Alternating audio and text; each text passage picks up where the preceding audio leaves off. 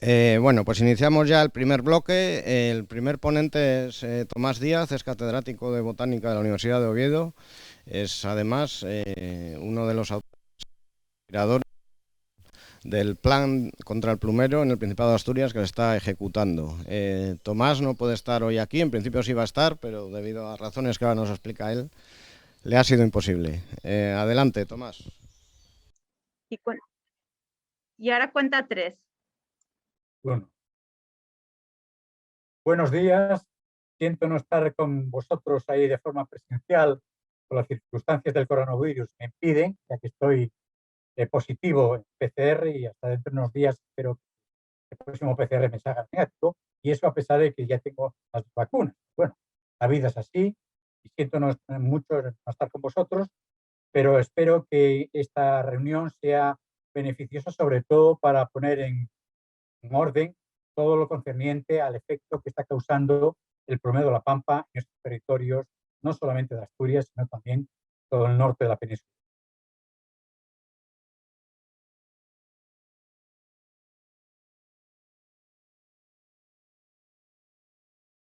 Bien, comenzamos entonces a la exposición de esta charla de hoy, que se titula Base científica y definición del plan contra el plumero de la Pampa, Cortadelia seona en Asturias. Lo primero que tenemos que indicar, evidentemente, es que estamos hablando de una especie exótica. Esto es una definición, por decirlo así, ya oficial. Ahí está puesto el Boletín Oficial del Estado del 12 de diciembre del 2011, cuando se estableció el catálogo de especies exóticas invasoras de la península ibérica, de España en concreto, y se establecía, lógicamente, cuáles eran las causas que caracterizaban o que tenían efecto estas especies exóticas invasoras, sobre todo por la pérdida de biodiversidad a nivel mundial, sobre todo los graves perjuicios económicos que supone la presencia de un numeroso grupo de plantas exóticas que incluso, ya comentaremos más adelante, son causantes de graves problemas en la salud pública. Esto significa que hay que tener una idea clara de lo que es un concepto de especie alóctona invasora, o exótica invasora, que es lo mismo, ¿no? Es decir, es aquella que procedente de otros territorios biogeográficamente o bioclimáticamente distintos se establecen en un hábitat, en un ecosistema de otros territorios de forma natural o seminatural, y que es un agente grave de disturbios biológicos en la zona de penetración de esta especie autóctona, que por eso lo llamamos invasoras, que evidentemente va a contribuir negativamente, va a dar lugar a un riesgo de contaminación genética con los problemas que eso lleva. Por lo tanto, nos vamos a centrar en este caso no en todas las especies invasoras que tenemos, que son muchísimas. En Asturias tenemos catalogadas 64, pero en este caso quiero centrarme, como está el tema, en la hierba de las pampas, también conocida como plumeros, carrizo de pampa, cuyo nombre científico es Cortadelia seoane. Fue descrita lógicamente en poblaciones de América del Sur, que es donde vive de forma natural. Ahí se ve perfectamente pues, los icones con el dibujito de esta Cortadelia seoane, que es una planta atractiva desde el punto de vista pues, ornamental. Por eso su introducción en España, en Sudamérica y en Europa fue debido a ese carácter ornamental de interés que ha tenido, pero sin saber las consecuencias que va a tener a cara en futuro. Esta especie, como ya hemos visto antes, ya figura en el catálogo español de especies exóticas invasoras, el año ya publicado en 2011, y se caracteriza porque es una gramínea. En primer lugar, hay que saber a qué familia botánica pertenece, con lo cual significa los problemas que ello acontece. Ser una gramínea significa, las flores son un poco vistosas, evidentemente, pero en este caso, esas inflorescencias, esos plumeros tan llamativos que han sido utilizados como ornamentales, pueden contener flores o bien hermafroditas, es decir, que tienen anteras y tienen gineceos, pistilos juntos, o bien son flores unisexuales, masculinas o femeninas, en el mismo ejemplar, el mismo plumero o en distintos plumeros, distintas inflorescencias. Eso le hace ser una planta muy eficaz desde el punto de vista de la reproducción sexual, por esa diversidad de estructuras reproductivas que tiene, a la vez que es una planta que tiene una gran capacidad de multiplicación vegetativa. Y estos son datos que hay que tener en cuenta, y eso es el valor que tiene como planta exótica invasora. En esta tabla que doy a continuación se ve el proceso de germinación que va de febrero a abril, es decir, una época totalmente casi primaveral. El crecimiento vegetativo es muy amplio todo el año, excepto enero o diciembre está creciendo continuamente la planta, y sobre todo lo que nos interesa en este caso es la floración. Empieza en agosto y la fructificación continúa hasta finales de octubre. Es decir, que las semillas que se producen y el polen que se producen es un polen de finales del estío, del verano y del otoño. Y lo que hace que la dispersión de las semillas sea siempre entre octubre y noviembre.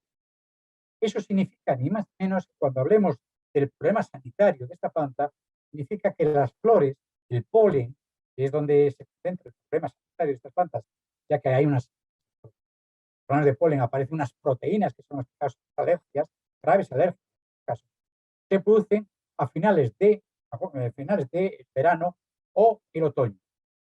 A diferencia del resto de las gramíneas de estos territorios, que la floración, la polinización de polen siempre es primavera. Esto hace que, luego veremos, hay dos fases, territorios norteños de la península ibérica, donde hay polen de gramíneas, una es en primavera, que es la mayoría de las gramíneas, y otro es la aparición de polen de gramíneas, aerógeno, en otoño o finales de verano. Y eso es lo que causa, ya comentaremos, estos graves problemas.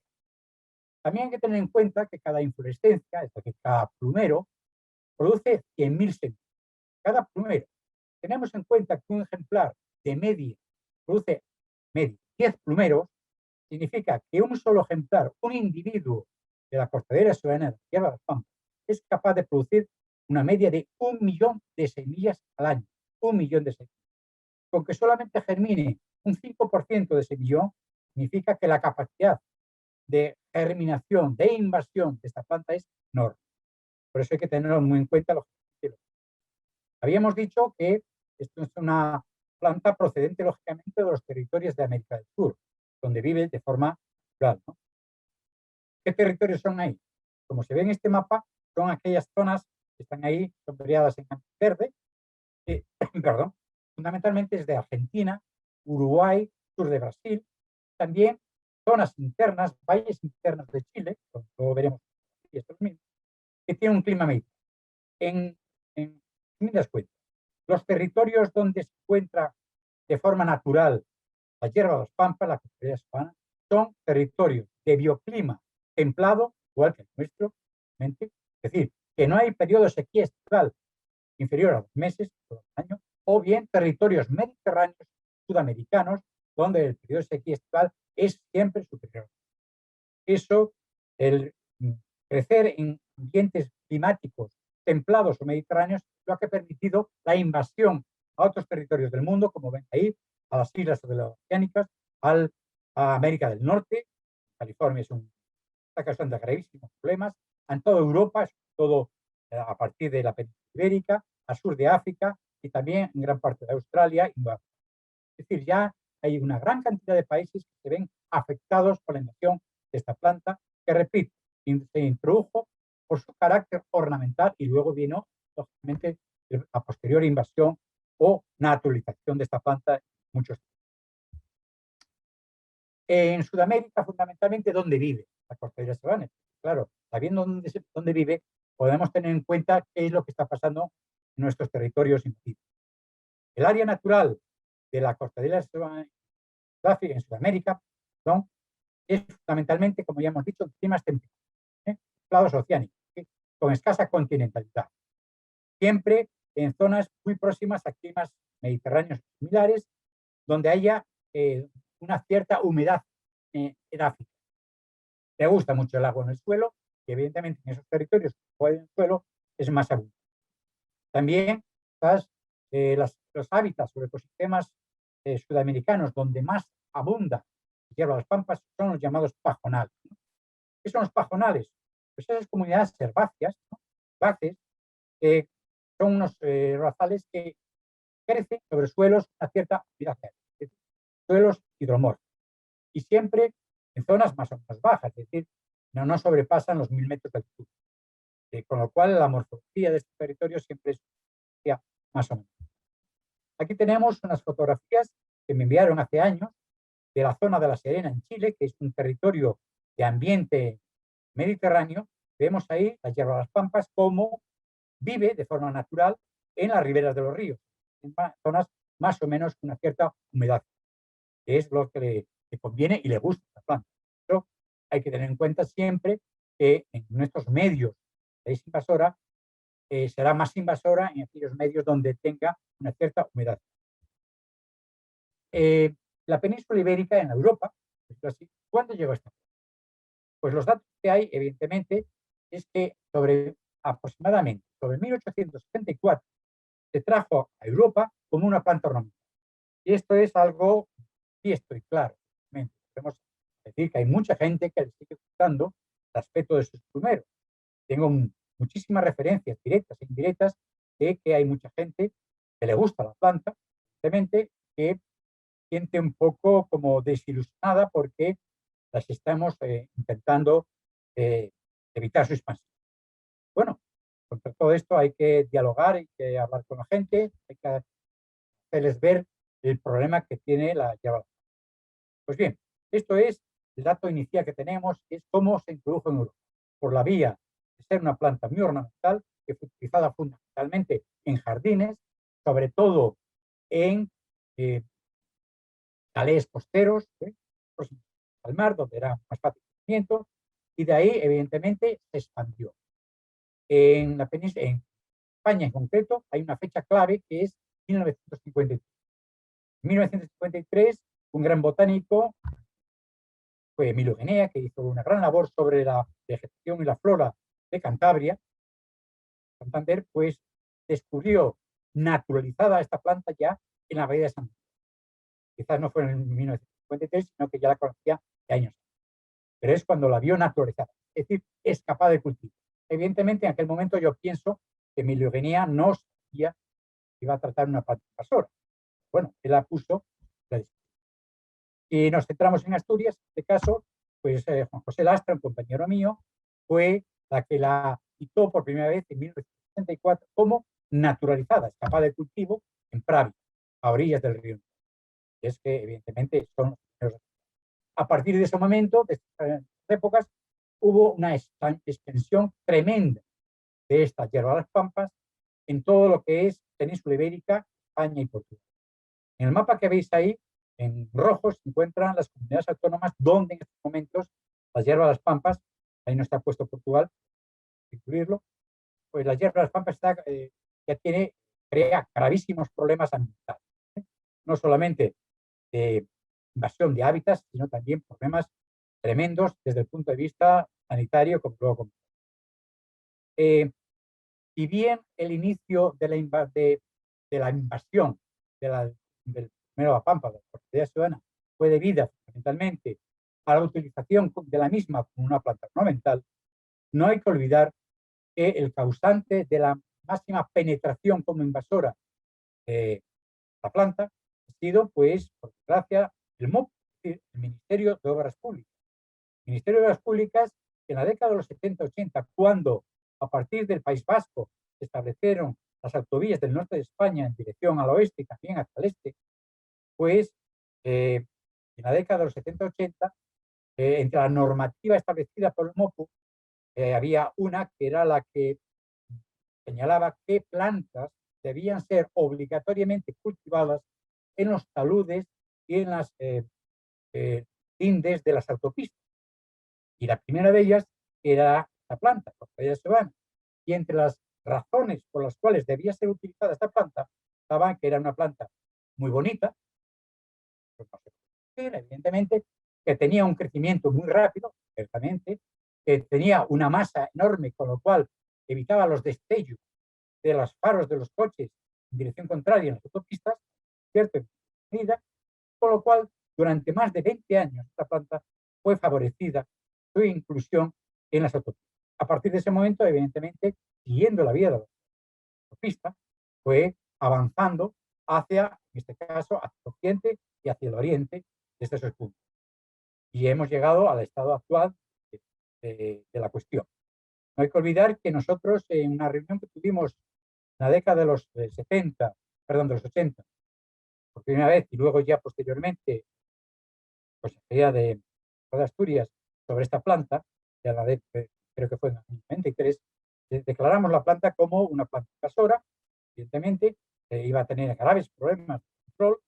Evidentemente, como hasta el 2011 no salió el catálogo de especies invasoras, pues aquello fue papel mojado, porque una cosa es lo que hacemos nosotros y otra cosa es el aspecto legal de que no había ningún motivo para que fuera eliminada ese catálogo de especies que había que mantener o cultivar en los linderos de ¿no? Y en las medianeras. Pero bueno, esa es la historia y de aquellos polvos y lodos, evidentemente. Bien, vámonos a hacer una fecha concreta. Estoy hablando del año 1900 pocos, cuales hubo los primeros datos, estoy hablando de los 2006, que ya había unos datos sobre los cuales se sabía cuál era la densidad de población de este Nueva Pampa en Asturias. En el mapa de arriba se puede observar claramente los puntos oscuros, que es donde se encontraban, o sea, donde se dividían los núcleos de Cortadera Sebana. Es decir, núcleo significa que había muchos ejemplares reunidos.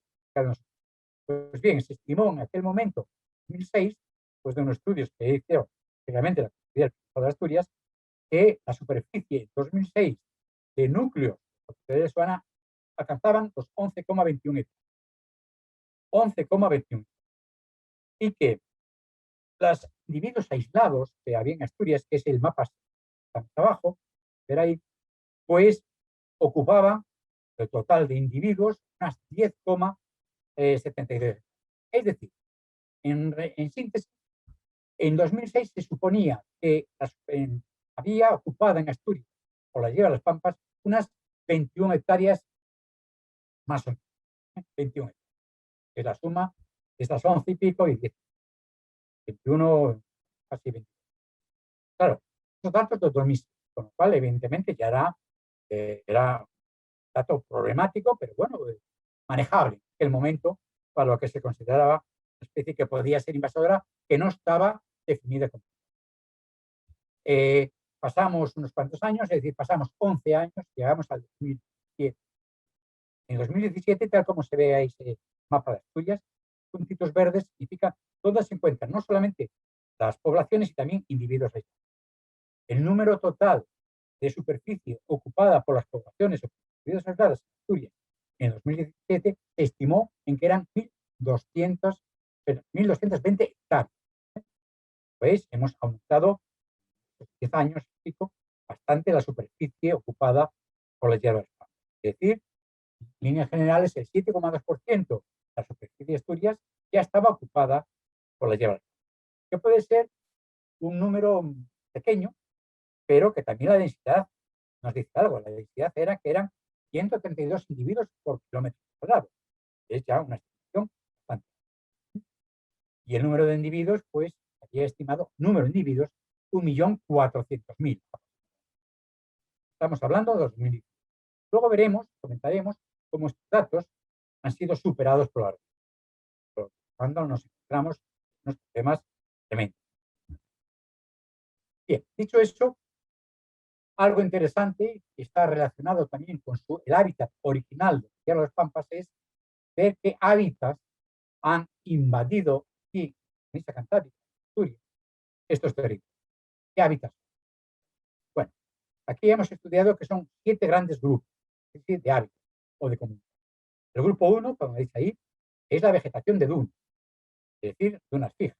Aquellas comunidades que, lógicamente, están en las zonas de las playas, que son dunas primarias, dunas secundarias o dunas fijadas, donde las hierbas de las pampas todavía aparece, aunque, como se ve ahí en la gráfica, no tiene una ocupación muy elevada. Este gran grupo de hábitats tan invadidos por hierbas de las pampas son herbazales y juncales o halófilos de estuario, es decir, síntesis marisma, marismas estuarios. Se ve ahí el grupo 2, y a las pampas ya está avanzando, ocupa bastantes territorios, igual que ocupa pues intercalares y matorrales cereales, es decir, son matorrales de degradación, e incluso en esas comunidades arbustivas pioneras de Putellas davidi, que puede estar en ríos, grupo 4, pero hay 2 hábitats, vemos ahí claramente, que son en estos momentos los que Hierba de las Pampas está ocupando mayor superficie y está causando mayor trastornos ecológicos, que son la vegetación herbácea colonizadora de biotopos artificiales, es decir, bordes de caminos, bordes de sendas, zonas alteradas, etcétera, etcétera, o bien los herbazales higroníferos. Y ahí están los nombres científicos, no vamos a entrar en ellos. Bueno, son los dos grandes hábitats donde la Hierba de las Pampas en estos momentos está causando graves. Pues nos queda el grupo séptimo, último, que son un montón de comunidades más pequeñas. Aparece puntualmente esta planta, pero no es, el efecto no es tan fuerte como los. Estos son los hábitats que en la cornisa cantábrica y en Asturias está ocupando en estos momentos la hierba. ¿Cómo? ¿Por qué se expande la hierba? Bueno, esto lo hemos, o cómo se expande. Esto lo hemos comentado antes en el problema de que cuál es la producción de semillas, ¿no? Bueno, la cuestión es que la hierba pampa, si crece adecuadamente, tiene una capacidad de producir semillas de forma tremenda. Es decir, la capacidad de formar 1.000 millones de semillas caen en el suelo, evidentemente, y que una vez en el suelo pueden pasar a lo mejor meses o años para que esas semillas se degradan y no sean capaces de crecer. Con lo cual, latente, de forma latente, hay una vida ahí de las pampas en forma de semilla que puede ser diseminada posterior. Pero además estas semillas pueden ser llevadas, son transportadas por vehículos, adheridas a la superficie de la ropa, del calzado. Nosotros llevamos de forma lógicamente, inconscientemente, nuestros zapatos y nuestra ropa, semillas de estas llevadas pampas a territorios donde no había. Es una forma, lógicamente, de expansión, de extensión de esta planta invasora, ¿no?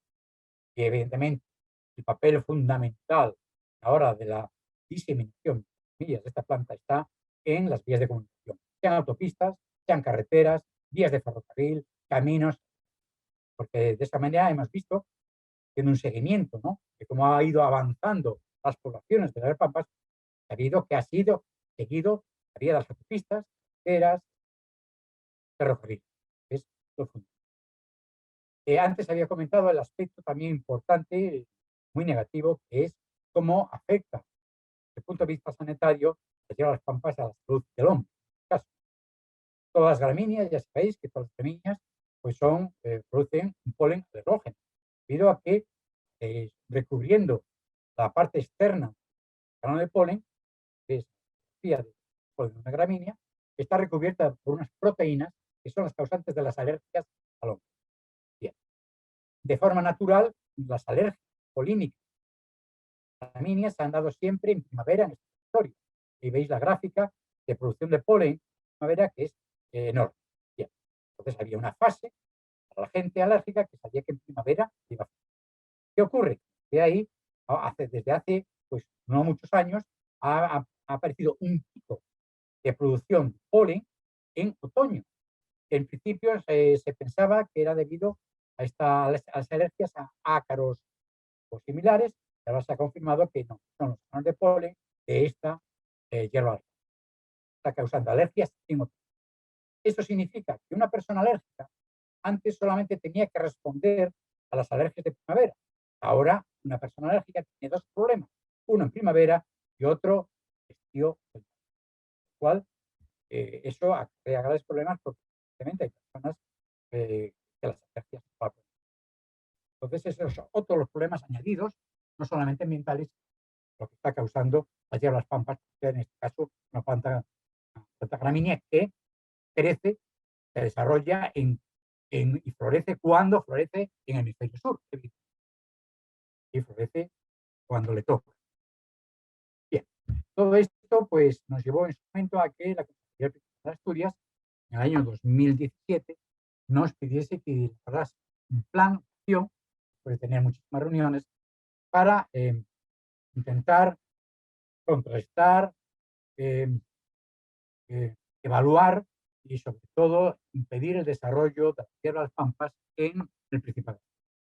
Este plan, repito, lo presentamos al Principado de Asturias en agosto del 2018, un plan que recoge no solamente el problema que hay, la superficie que ocupa, los métodos de eliminación, sino también el sistema de eliminación y el tiempo que había establecido. Este plan de acción contra el problema de la pampa está diseñado para que se realice durante 7 años en función, en función de los datos que teníamos para el 2017 sobre la superficie de la tierra de las pampas que había en ese momento. Esos datos han sido superados por la realidad, como luego. Por tanto, es muy posible que esos 7 años nos queden muy cortos, que tengamos que acelerar el proceso para no solo no erradicar, ser muy difícil erradicar, sino para controlar la expansión del problema de las pampas y evitar, entre otras cuestiones, los aspectos negativos medioambientales y los aspectos negativos. Bien, en este mapa de Asturias, según los datos que teníamos, establecimos cuáles eran los concejos, las áreas que veis ahí son de concejos de Asturias, donde la presencia de la cortadelia era muy alta, es decir, cuando había entre 1.000 y 10 individuos por cuadrado, presencia alta, que está de color más o menos anaranjado, entre 100 y 1.000 individuos por metro cuadrado.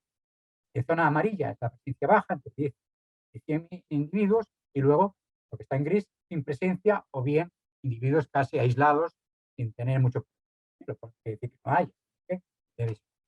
Eso es de donde partimos.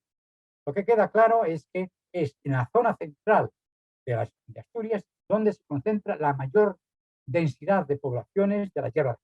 La razón, lógica, es la zona donde hay una mayor densidad de población, una mayor densidad de industrias, una mayor densidad de áreas alteradas, con lo cual facilita lógicamente la penetración de la tierra de las pampas.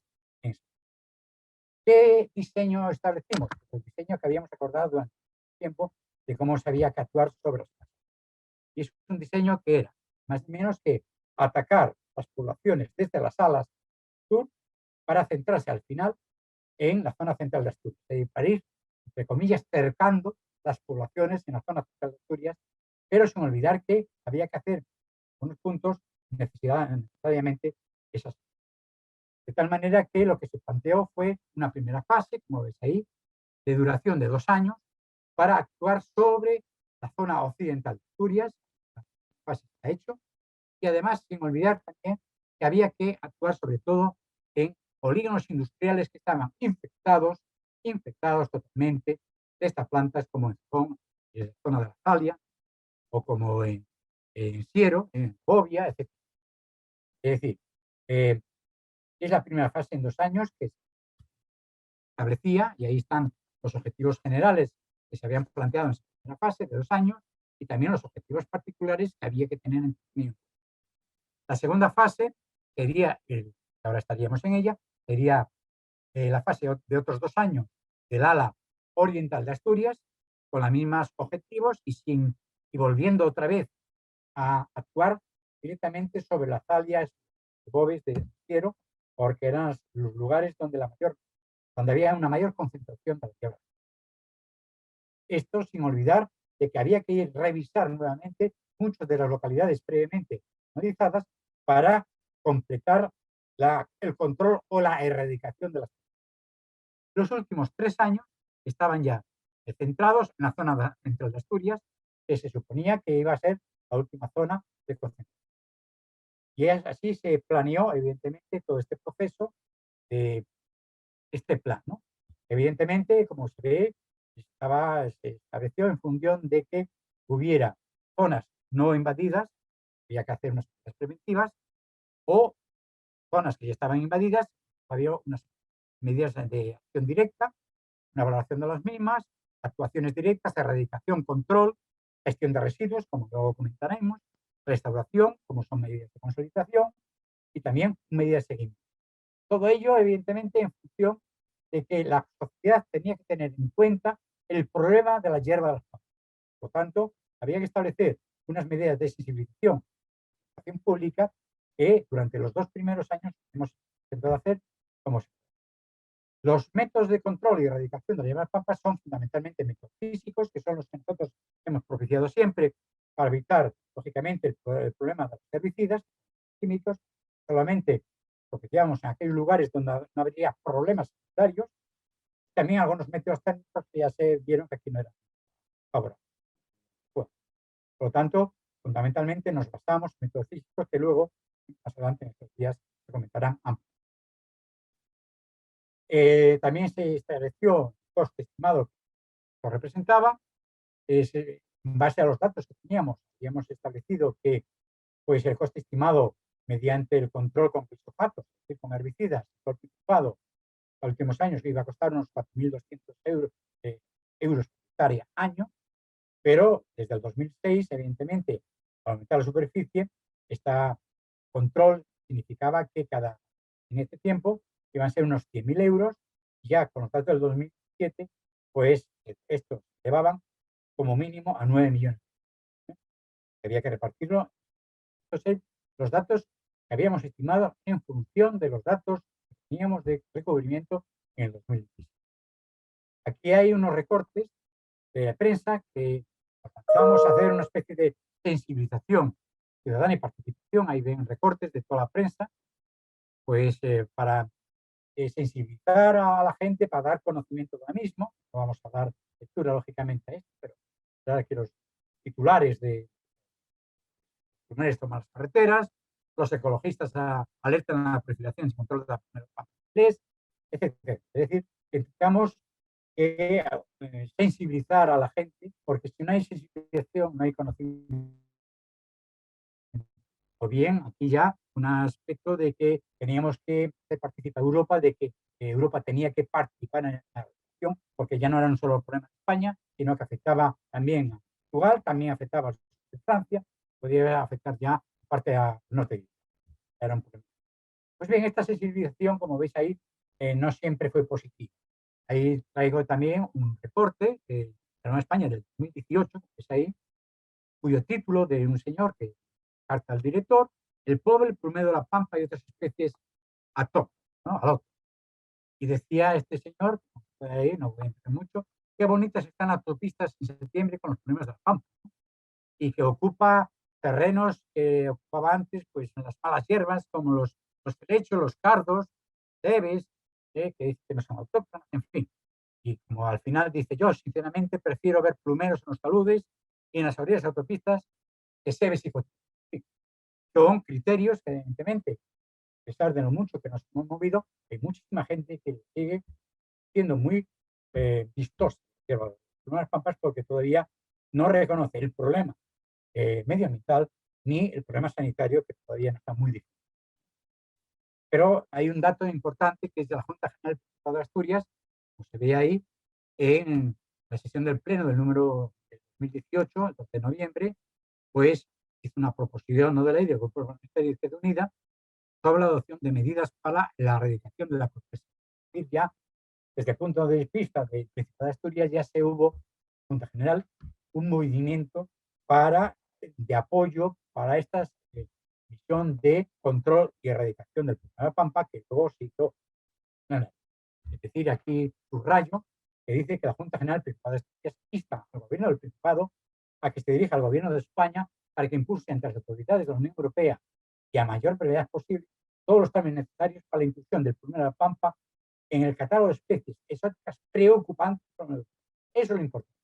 Es decir, Europa considera esta planta, todavía no lo ha considerado, como preocupante, porque en este momento ya hay una dotación presupuestaria adecuada para el control y la erradicación.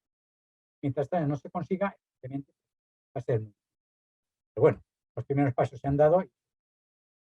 Aquí, para finalizar ya, doy unos datos sobre los resultados que teníamos. La empresa es la que estaba llevando a cabo todo el control de la misma, de las pampas, hizo entre julio y diciembre de 2018, es decir, casi a unos pocos meses después de la presentación de este proyecto de plumero de pampa.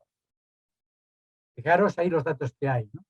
Que en la Zalia, en la zona próxima, el número de ejemplares eliminados, eliminados en esa zona en concreto, en la Zalia, no solamente en la zona occidental de Asturias, fueron 2.535.892, cuando se habían estimado para toda Asturias, para toda Asturias, 1.400.000. Es decir, ya se habían eliminado en la Zalia solamente más del doble casi de individuos que se estimaban para todos. Eso significa que todos los datos que habíamos nosotros elaborado en base a estos, pues han quedado muy cortos, ¿no?